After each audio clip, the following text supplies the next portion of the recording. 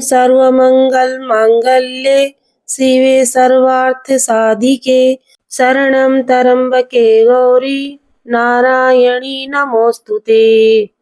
जय माता रानी की। आप सभी को नवरात्रि की बहुत बहुत शुभकामनाएं। मैंने माता रानी का दरबार बहुत ही सुंदर तरीके से सजाया है। उसकी कुछ झांकियां और कुछ जानकारियां आप सबके लिए। तो सबसे पहले यहाँ पे गंगा जल से छिड़काव किया। उसके बाद माता के लिए बहुत बढ़िया सी चौकी लगाई। सुंदर लाल रंग का माता के लिए आसन बिछाया। आसन के ऊपर यहाँ पर एक और चौकी लगाई। एक चौकी और लगाने के बाद उसके ऊपर भी गंगा जल से और फूल से यहाँ पे छिड़काव किया।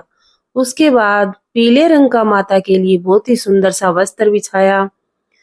अब माता रानी के लिए सबसे पहले हम अक्षत रखेंगे, यानी कि चावल रखेंगे। माता रानी को चावल के ऊपर विराजमान करना बहुत ही शुभ होता है। अब माता रानी के लिए मैंने कुछ फूल बिछाए हैं। फूलों का आसन देना माता को बहुत ही शुभ माना जाता है। माता रानी की मूर्ति को पहले बढ़िया से गंगा जल से अच्छे से धो लिया है, यानी कि पोंछ लिया है। स्नान करवा दिया है माता को। अब माता को वस्त्र समर्पित करने के लिए सबसे पहले माता को चुनरी उठाई है। अब हम कलश स्थापना करेंगे। कलश के अंदर सुपारी, 2 इलायची, 2 लौंग और हल्दी की गांठ डालेंगे। एक चांदी का सिक्का डालेंगे। ये सभी चीजें डाल देने के बाद इसको पानी से भर देंगे। कलश है वो साक्षात विष्णु भगवान का रूप माना जाता है। तो माता की मूर्ति के बाद यहाँ पे हम कलश की स्थापना करेंगे।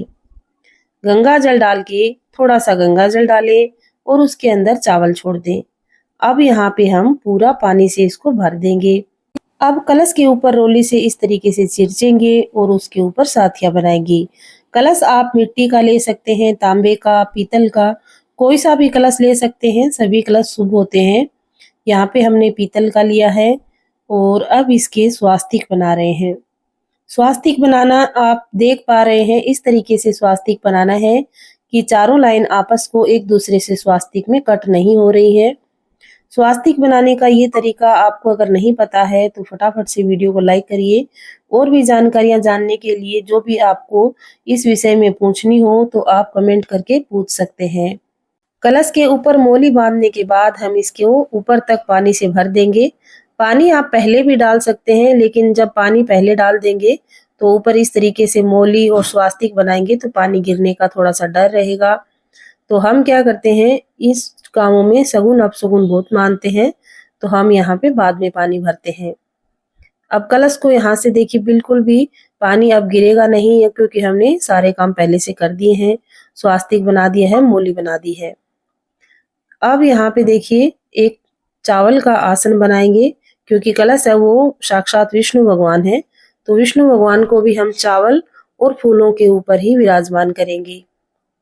कलश और माता की प्रतिमा एक बार विराजमान कर देने के बाद 9 दिन तक बिल्कुल भी नहीं हिलाई जाती है।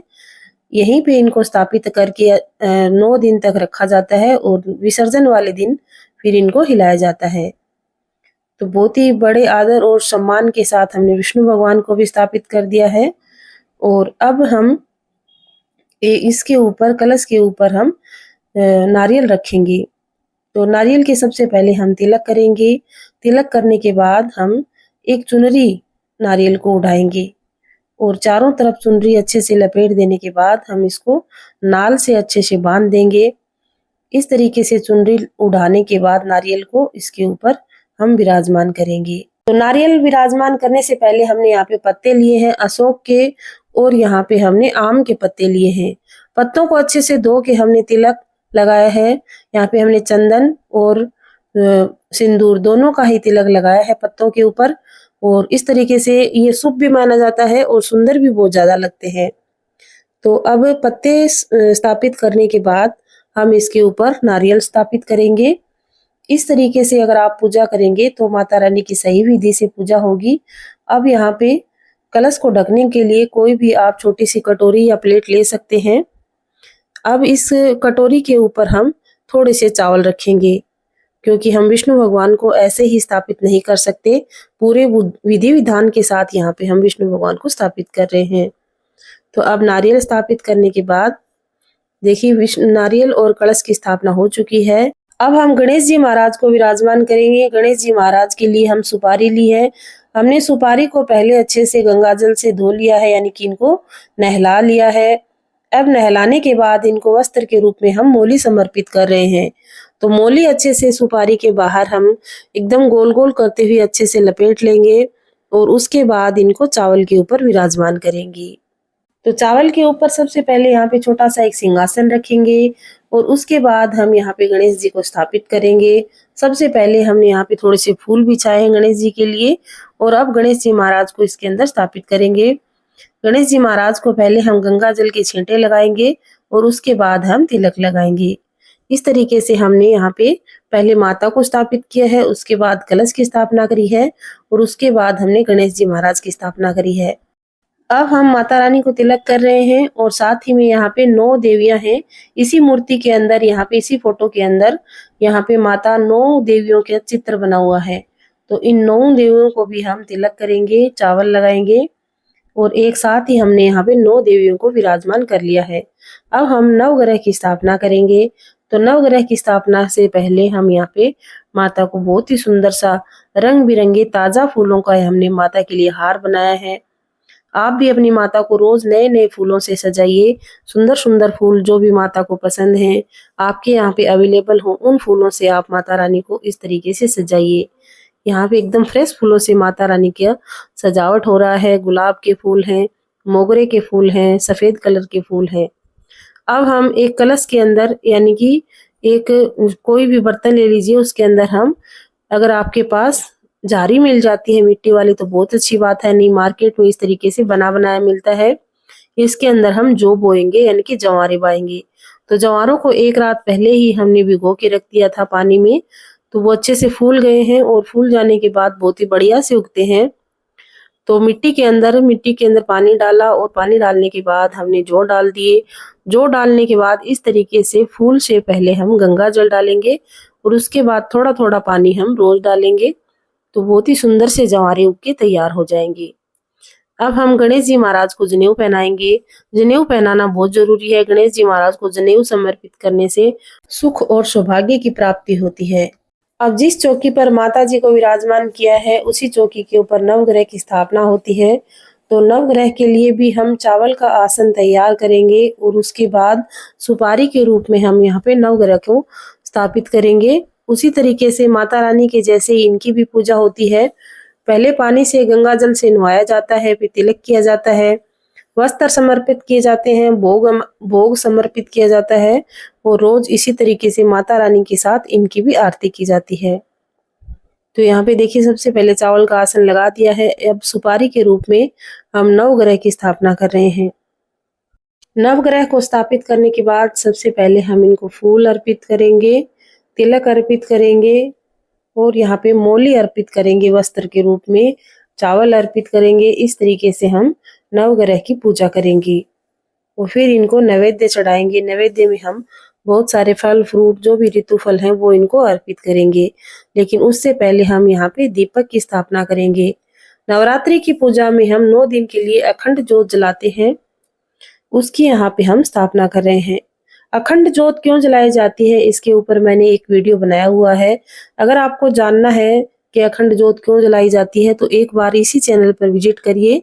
इससे पहले आपको कल ही मेरी डाली हुई एक लॉन्ग वीडियो मिल जाएगी, तो उसको आप जरूर देखिए। अखंड ज्योत क्यों जलाई जाती है। अखंड ज्योत जलाने के बाद सबसे पहले हम माता रानी को एक बार फिर से तिलक करेंगे और इस तरीके से देखिए, हम 9 देवियों को भी एक बार फिर से तिलक करेंगे। ये है सही विधान पूजा करने का। अगर आपने अभी तक नहीं जाना है तो इस वीडियो को देखने के बाद नेक्स्ट टाइम आप इसी तरीके से करिए। इसमें फिर आपको कोई पंडित, कोई यजमान बुलाने की आवश्यकता नहीं है। आप अपने घर पर माता रानी का इस तरीके से स्थापन कर सकते हैं। और एक बार फिर से सभी गणेश जी महाराज को और नारियल को सबको तिलक करेंगे। अब दोनों हाथ जोड़कर सर नवाकर माता रानी से जो भी भूल चूक हो गई हो उसके लिए क्षमा मांगेंगे। माता रानी बहुत दयालु है, बहुत ही कृपालु है, सबके ऊपर दया करती है। इसका नाम माँ है, तो माँ तो करुणामयी होती है। छोटी मोटी भूल के लिए हमें कभी भी सजा नहीं देती, छोटी मोटी भूल के लिए हमेशा माफ कर देती है। तो उसके बाद हम माता को सुहाग का सामान अर्पित करेंगे। माता को श्रृंगार का सामान अर्पित करना बहुत ही ज्यादा सौभाग्य को प्रदान करने वाला होता है। तो माता रानी के लिए बहुत ही सुंदर सी पिंक कलर की साड़ी, सारा हमने यहाँ पे श्रृंगार का जितना भी सामान हमारे पास है वो सब हम माता रानी को अर्पित करेंगे। चूड़ी, चुनरी और बिंदिया, मेहंदी, काजल, ये सब माता रानी को समर्पित करने के बाद हम देवी को भोग लगाएंगे, आरती करेंगे। आप अपनी पसंद के हिसाब से माता रानी का दरबार सजाइए, जितना ज़्यादा सजा सकते हैं उतना ज़्यादा सजाइए। माता रानी के लिए हम यहाँ पे गूगल धूप भी जला रहे हैं और माता रानी को धूप बहुत ही ज़्यादा पसंद है, तो हमें रोज़ धूप करनी चाहिए। अखंड दीपक तो रहेगा ही, उसी के साथ हम एक छोटा दीपक और जलाएंगे, दोनों टाइम आरती करेंगे उसी दीपक से। तो इस तरीके से हमने माता रानी के लिए बहुत ही सुंदर सा भोग तैयार किया है, हलवा पूरी बनाया है। वो माता रानी को हलवा और खीर का भोग लगाएंगे और आपने जो भी बनाया है उसका भोग लगाइए।